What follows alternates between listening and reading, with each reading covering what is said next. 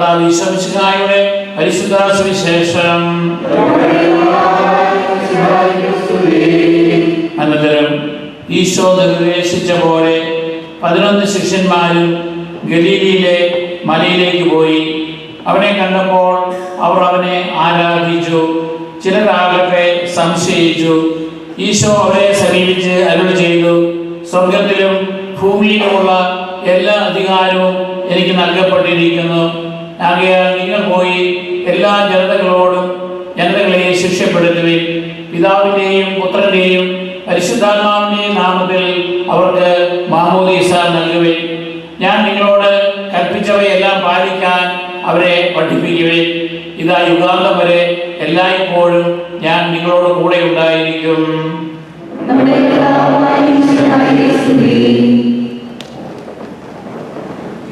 പ്രിയപ്പെട്ടവരെ, ബിസിനസ് രംഗത്ത് പറയുന്ന ഒരു കാര്യമുണ്ട്, ഒരു സക്സഷൻ പ്ലാൻ വേണം. അതായത് ഒരു പ്രസ്ഥാനത്തിൻ്റെ ഫൗണ്ടർ മരിച്ചാലും അല്ലെങ്കിൽ ഭരണസമിതി മാറിയാലും ആ പ്രസ്ഥാനം അല്ലെങ്കിൽ ആ സ്ഥാപനം നിലനിന്ന് കൊണ്ടുപോകണം. നമ്മുടെ മാതാപിതാക്കന്മാർക്കും വല്യപ്പച്ചന്മാർക്കും വല്യമ്മച്ചമാർക്കും ഒക്കെ ഒരു സക്സഷൻ പ്ലാൻ ഉണ്ടായിരുന്നു. അത് നമുക്ക് നല്ല വിദ്യാഭ്യാസം നൽകുക, നമുക്ക് മതപരമായ പരിശീലനം നൽകുക, വേദപാഠ ക്ലാസ് വിട്ട് പള്ളിയിൽ വിട്ടൊക്കെ പരിശീലിപ്പിക്കുക. അതോടൊപ്പം തന്നെ നമുക്ക് വേണ്ടി സാമ്പത്തിക ഭദ്രത ഉണ്ടാക്കുക, നമ്മുടെ ആരോഗ്യപരമായ ജീവിത പരിശീലനം നൽകുക. ഇതിൻ്റെ എല്ലാം ഫലമാണ് നമ്മളായിരിക്കുന്നത്. അതുപോലെ തന്നെയാണ് നമ്മൾ വരും തലമുറയ്ക്ക് വേണ്ടിയും കരുതുക. അങ്ങനെയാണ് മനുഷ്യവംശം ശരിയായ രീതിയിൽ നിലനിൽക്കുക. ഈശോയെ സംബന്ധിച്ച് ഈശോ 3 വർഷത്തെ തൻ്റെ പരസ്യ ജീവിതം കൊണ്ട് അല്ലെങ്കിൽ തൻ്റെ മരണവും ഉദ്ധാനവും കൊണ്ട് തൻ്റെ സേവനം അവസാനിപ്പിക്കുകയല്ല, ഒരു തുടക്കം കുറിക്കുക മാത്രമാണ്. അപ്പം അതുകൊണ്ട് യുദാസ് മരിച്ചു. ബാക്കിയുള്ള 11 ശിഷ്യന്മാരുമായിട്ട് ഉചിതനായ മിശിഹ അവരെ കണ്ട് അവർക്ക് കൊടുക്കുന്ന നിർദ്ദേശമാണ് ഇന്ന് നമ്മൾ വായിച്ചു കേൾക്കുക. ഈശോയുടെ പരസ്യ ജീവിതം കൂടുതലായിട്ട് ചെയ്തിട്ടുള്ളത് വിജാതീയരും അതുപോലെ തന്നെ യഹൂദന്മാരും സംഘടനമായിട്ട് കിടക്കുന്ന ഗലീലിയ പ്രദേശത്താണ്, നോർത്തേൺ ഇസ്രായേലിലാണ്. അതുകൊണ്ട് ഈശോ തന്റെ ശിഷ്യന്മാരെ അവിടെയുള്ള ഒരു മലയിൽ വെച്ച് കാണുന്നു. മല എന്ന് പറയുന്നത് നമുക്കറിയാം, പഴയ കാലത്ത് പ്രത്യേകിച്ച് നമ്മുടെ നാട്ടിലൊക്കെ ധാരാളം മലയുടെ ഇവിടെ അധികമില്ല. അപ്പം അവിടെ മലപ്രദേശങ്ങളിൽ മലയുടെ മുകളിലായിരിക്കും അമ്പലങ്ങളായാലും ദേവാലയങ്ങളാണെങ്കിലും പണിയുക. കാരണം എവിടെ നിന്നാലും ഈ ദേവാലയം നമുക്ക് കാണണം. അപ്പം അതുകൊണ്ട് പഴയ നിയമകാലം മുതൽ തന്നെ ആ മലയെന്ന് പറയുമ്പോൾ ഉയരങ്ങളിലുള്ളതാണ്. അവിടെ സ്വർഗം എന്ന് പറയുന്നതിനെ പറ്റിയുള്ള സങ്കല്പം അങ്ങനെയാണ്. അവിടെയാണ് സീനായി മലയിൽ മോശ പോയി പ്രാർത്ഥിക്കുകയും അവിടെ വെച്ച് കൽപ്പനകൾ സ്വീകരിക്കുകയും ചെയ്യുക. ഈശോ മലമുകളിലാണ് പലപ്പോഴും പ്രഭാഷണം നടത്തിയിരുന്നത്. അതുപോലെ തന്നെ കർത്താവിന് രൂപാന്തരീകരണം നടക്കുന്നത് ഈശോ മലമുകളിൽ പ്രാർത്ഥിക്കാൻ പോകുമ്പോഴാണ്. പക്ഷെ ഏത് മലയാണെന്ന് സ്പെസിഫൈ ചെയ്യുന്നില്ല. കാരണം മലയ്ക്കല്ല ഇവിടെ പ്രാധാന്യം, മറിച്ച് ശിഷ്യന്മാർക്ക് കൊടുക്കുന്ന നിർദ്ദേശത്തിനാണ്. അങ്ങനെ ഉചിതമായ ഈശോയെ കാണുമ്പോൾ അന്ന് വരെ അവർ ഈശോയെ കാണുമ്പോഴുള്ള പ്രതികരണമല്ല, കാരണം അവർ ഈശോയെ ആരാധിക്കുകയാണ്. കാരണം ഈശോ ദൈവമാണെന്ന് അവർക്ക് പൂർണ്ണമായ ബോധ്യം വന്നത് കർത്താവ് ഉയർത്തെഴുന്നേറ്റപ്പോഴാണ്. അവിടെയാണ് തോമാസ് പറയുന്നത്, കർത്താവേ നീ എൻ്റെ ദൈവമാണ് എന്ന് ഏറ്റുപറയുന്ന, നീ എൻ്റെ ദൈവമാണെന്നുള്ള ആ വിശ്വാസത്തിലേക്കും ബോധ്യത്തിലേക്കും അവർ വന്നതുകൊണ്ട് അത്രയും നാളും ഞങ്ങളുടെ ഗുരുനാഥനായി ആരാധിച്ചിരുന്നതിന് പകരം ഇപ്പോഴേ അവർ ആരാധിക്കുകയാണ്. എന്നാൽ അതേ സമയത്ത് ചുരുക്കം ചിലർ സംശയിക്കുന്നുണ്ട്. കാരണം ഇത് ഉചിതനായ ക്രിസ്തുവിനെയാണോ അതോ തങ്ങളുടെ ഭൂതത്തെയാണോ കാണുന്നത്? അത് നമ്മുടെ ഇന്നത്തെ കാലത്തും ചിലർക്കെല്ലാം എല്ലാ സംശയങ്ങളാണ്. കാരണം അവർ ചെയ്യുന്ന തന്നെയാണ് മറ്റ് നല്ല ആളുകൾ ചെയ്യുന്നത് എന്നുള്ള ഒരു വിചാരം, ആ ഒരു സംശയത്തോടു കൂടി നോക്കുന്ന ഒരു മനോഭാവമുണ്ട്. ഇവിടെ ഈശോ എന്നിട്ട് അവരോട് പറയുകയാണ്, സ്വർഗത്തിലും ഭൂമിയിലുമുള്ള എല്ലാ അധികാരവും എനിക്ക് നൽകപ്പെട്ടിരിക്കുന്നു. കാരണം ഈശോ തന്റെ മരണത്തിലൂടെ ഉദ്ധാനത്തിലൂടെ ഈ ലോകത്തെ സാത്താനെ കീഴടക്കിയിരിക്കുകയാണ്. അപ്പൊ അതുകൊണ്ടാണ് ഈശോ പറയുക, എനിക്ക് സ്വർഗത്തിലും ഭൂമിയിലുമുള്ള എല്ലാ അധികാരവും ലഭിച്ചിരിക്കുന്നു. അതുകൊണ്ട് ഈ അധികാരം ഉപയോഗിച്ചുകൊണ്ട് ഞാൻ നിങ്ങളെ എന്റെ പ്രതിനിധിയായിട്ട് അയക്കുകയാണ്. എന്താണ് നിങ്ങൾ ചെയ്യേണ്ടത്? നിങ്ങൾ ലോകത്തിന്റെ എല്ലാ ഭാഗങ്ങളിലും പോകണം. എന്നിട്ട് നിങ്ങൾ എന്റെ ശിഷ്യന്മാരെ ഉണ്ടാകണം. അപ്പൊ അതുകൊണ്ട് ലോകമെങ്ങും പോയി സുവിശേഷം അറിയിച്ച് കർത്താവിന്റെ ശിഷ്യന്മാരാകണം. അതിനുള്ള ഒരു കമാൻഡാണ് കൊടുക്കുക, അത് ഓപ്ഷണലല്ല.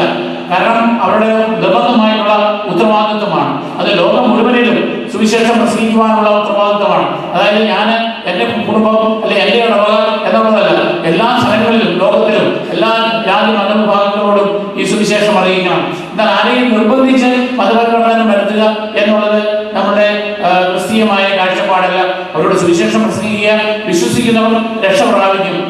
വിശ്വസിക്കാത്തവർ ശിക്ഷിക്കപ്പെടുമെന്നാണ് പറയുക.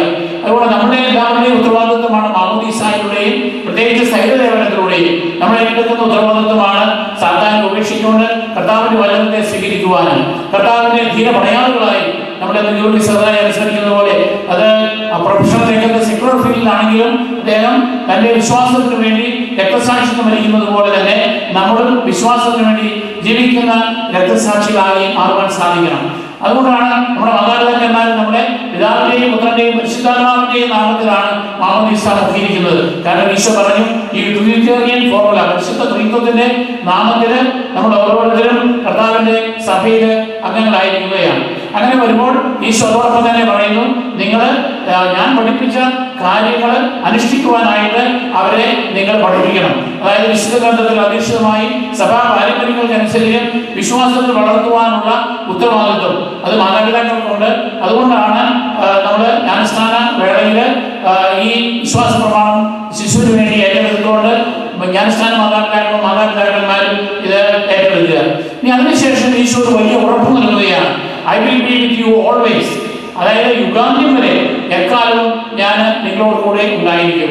അതായത് ഗബ്രിയേൽ മാലാഖ മറിയത്തോട് മംഗളവാർത്ത അറിയിച്ചപ്പോൾ അവൻ എമ്മാനുവേൽ എന്ന് വിളിക്കപ്പെടുമെന്ന് പറയുന്നുണ്ട്. അത് പണ്ടുകാലം മുതൽ പഴയ നിയമകാലം മുതലുള്ളതാണ്. ദൈവം നമ്മോട് കൂടെ വസിക്കും.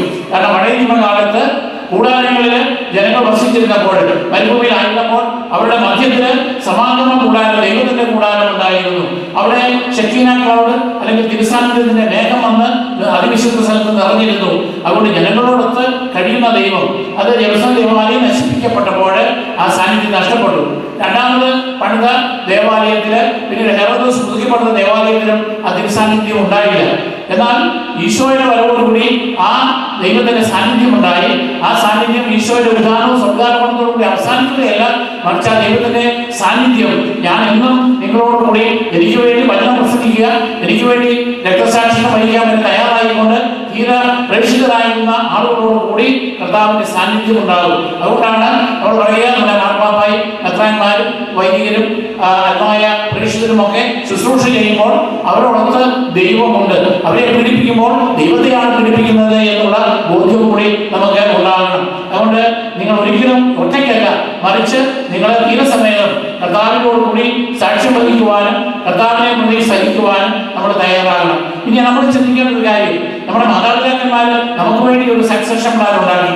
അതുകൊണ്ട് ഇന്ന് വരെ 2000 വർഷമായിട്ട് തലമുറകളായിട്ട് നമ്മൾ വിശ്വാസം നിലനിർത്തി.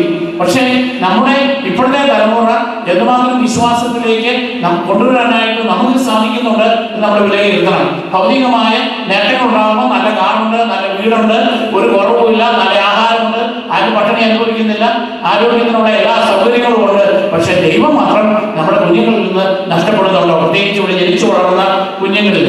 അപ്പൊ അതുകൊണ്ടാണ് ഞാൻ പറയുക, മനോഹര ക്ലാസ്സിന് വേണ്ടി മാത്രമല്ല കുഞ്ഞുങ്ങളെ പള്ളിയിൽ കൊണ്ടുവരേണ്ടത്. അത് നമ്മുടെ പതിവായിട്ട് നമ്മുടേതായ ഒരു വിശ്വാസത്തില്, നമ്മുടേതായ ധാർമ്മിക മൂല്യങ്ങളിൽ ആ കുഞ്ഞുങ്ങളെ നമ്മൾ വളർത്തിക്കാണെങ്കിൽ ഈ സക്സഷൻ പ്ലാൻ ഇവിടെ അവസാനിക്കും. നാളെ അടുത്ത തലമുറയിൽ വിശ്വാസമില്ല, സമുദായ ബോധമില്ല, അങ്ങനെ പോകാൻ സാഹചര്യങ്ങൾ ഉണ്ടാകും. അതുപോലെ തന്നെ കർത്താവ് പറഞ്ഞതുപോലെ തന്നെ നമ്മുടെ ജീവിതത്തിലും സ്വാർത്ഥമതികളാകാതെ മറ്റുള്ളവരോട് പരിഗണന ഉണ്ടാവരായി, മറ്റുള്ളവർക്ക് ശുശ്രൂഷിക്കുവാൻ, മറ്റുള്ളവർക്ക് വേണ്ടി സേവനം ചെയ്യുവാൻ, അങ്ങനെ കർത്താവിന് സാക്ഷ്യം വഹിക്കുവാൻ, ദൈവസ്നേഹവും പരസ്നേഹവും പ്രാവർത്തികമാക്കുവാനായിട്ട് നമുക്ക് സാധിക്കണം. അതുപോലെ തന്നെ സഭയുടെ സുവിശേഷവൽക്കരണ പ്രക്രിയയിൽ, മതബോധന പരിശീലന പരിപാടികളിൽ, ജീവകാരുണ്യ പ്രവർത്തനങ്ങളിൽ നമുക്ക് ഇടപെടുവാനായിട്ട് സഹകരിക്കുവാനായിട്ട് സാധിക്കണം. അതുപോലെ തന്നെ നമ്മുടെ ജീവിതത്തിൽ പ്രതിസന്ധികൾ ഉണ്ടാകുമ്പോൾ ഈശോ പറഞ്ഞു, വചനം ഓർക്കുക, നിങ്ങൾ എനിക്ക് വേണ്ടി ശുശ്രൂഷ ചെയ്യുമ്പോൾ എക്കാലവും ഞാൻ നിങ്ങളോട് കൂടെ ഉണ്ടായിരിക്കും. അതുകൊണ്ട് ആ ദൈവത്തിൽ ആശ്രയിച്ചുകൊണ്ട് എല്ലാ പ്രതിസന്ധികളെയും നമുക്ക് വിശ്വാസാധിഷ്ഠിതമായി തരണം ചെയ്യുവാനും വിശ്വാസത്തിന് വേണ്ടി ധീരസാക്ഷ്യം വഹിക്കുവാനായിട്ട് നമുക്ക്